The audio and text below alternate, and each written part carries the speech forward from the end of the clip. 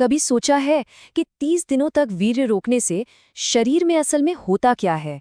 अब देखिए, ये एक ऐसा सवाल है जिस पर अक्सर मजाक ही बनता है ना? लेकिन एक सोर्स है जिसके बारे में आज हम बात करेंगे और वो कुछ और ही कहानी बताता है। एक कहीं ज्यादा गहनी और कह सकते हैं जटिल हकीकत की ओर इशारा करता है।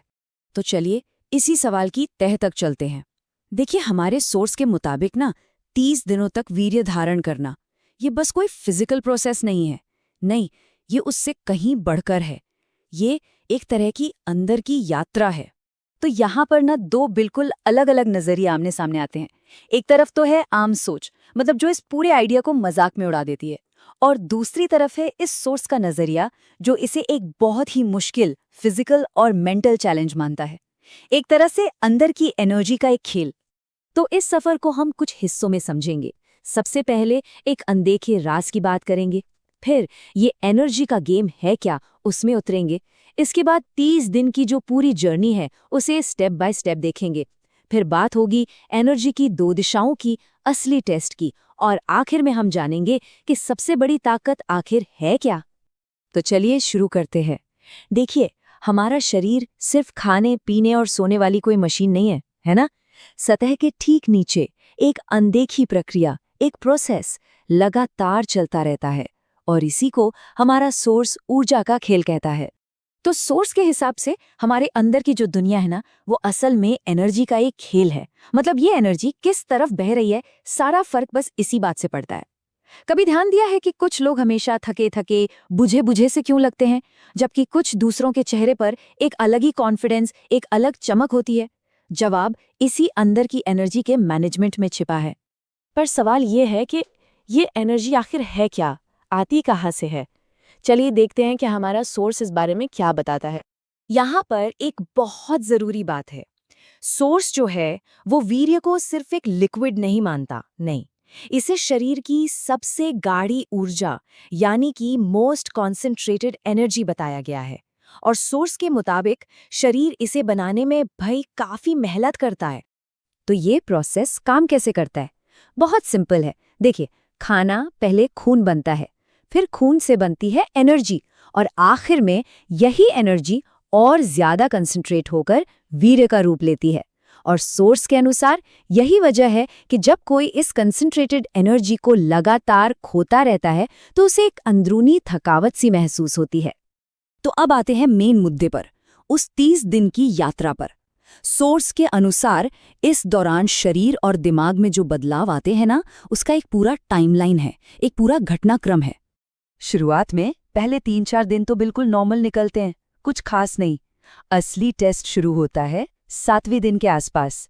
एक अजीब सी बेचैनी, एक रेस्टलेसनेस महसूस होने लगती है। ऐसा क्यों? क्योंकि शरीर की जो आदत है एनर्जी बाहर निकालने की, उसे चैलेंज मिल रहा होता है।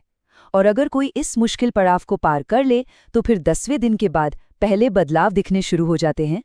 तो ये बदलाव हैं क्या? सोर्स बताता है कि आंखों में एक अजीब सी चमक आ जाती है, अंदर का कॉन्फिडेंस बढ़ जाता है, और काम या पढ़ाई में फोकस करने की एबिलिटी भी बेहतर हो जाती है। लेकिन इसका एक दूसरा पहलू भी है। कुछ लोग अपने अंदर एक कह सकते हैं जंगली ऊर्जा जैसी महसूस कर सकते हैं, और सोर्स ये चेतावनी भी देता है कि अगर इस एनर्जी को कोई गोल, कोई लक्ष्य ना मिले तो ये इंसान को लगभग थोड़ा पागल भी बना सकती है। और यहीं पर कहानी एक बहुत ही जरूरी मोड़ लेती है, क्योंकि ये जो एनर्जी जमा हुई है ये कहीं तो जाएगी, है ना? तो अब सवाल ये है कि इसे दिशा कौन सी दी जाए। ये इस पूरे प्रोसेस का सबसे क्रिटिकल सवाल है, क्योंकि हमारे सोर्स के मुताबिक एनर्जी को आप दबा नहीं सकते, उसे सिर्फ एक डायरेक्शन दे सकते हैं, एक दिशा दे सकते हैं।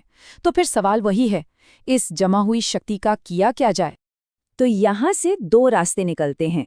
पहला है प्रोडक्टिव रास्ता, यानी एनर्जी को ऊपर की ओर मोड़ना, मतलब उसे क्रिएटिव काम में लगाओ, पढ़ाई में लगाओ या एक्सरसाइज में। इससे कॉन्फिडेंस और अट्रैक्टिवनेस दोनों बढ़ते हैं।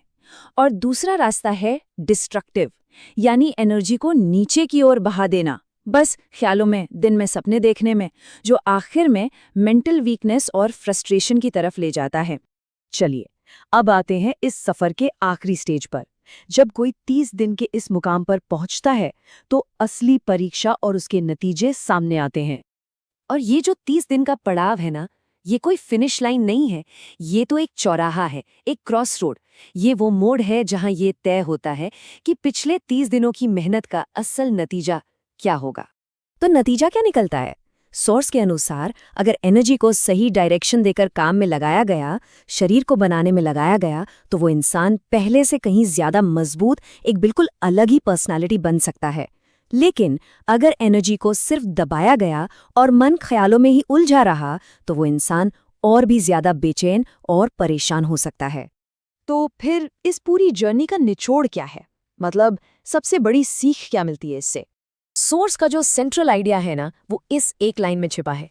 सबसे बड़ी ताकत है सेल्फ कंट्रोल। और यहाँ सिर्फ फिजिकल ताकत की बात नहीं हो रही है, बल्कि मेंटल कंट्रोल की हो रही है।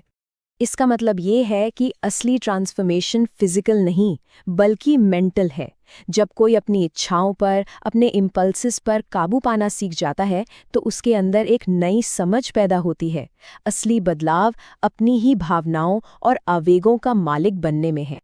और इस तरह सोर्स हमें एक आखिरी और सोचने पर मजबूर करने वाले सवाल के साथ छोड़ जाता है। क्या कोई इंसान सच में खुद पर इतना काबू पा सकता है, या फिर आखिर में हमेशा आदतें ही जीतती हैं? ये एक ऐसा सवाल है जिस पर गौर करना बनता है।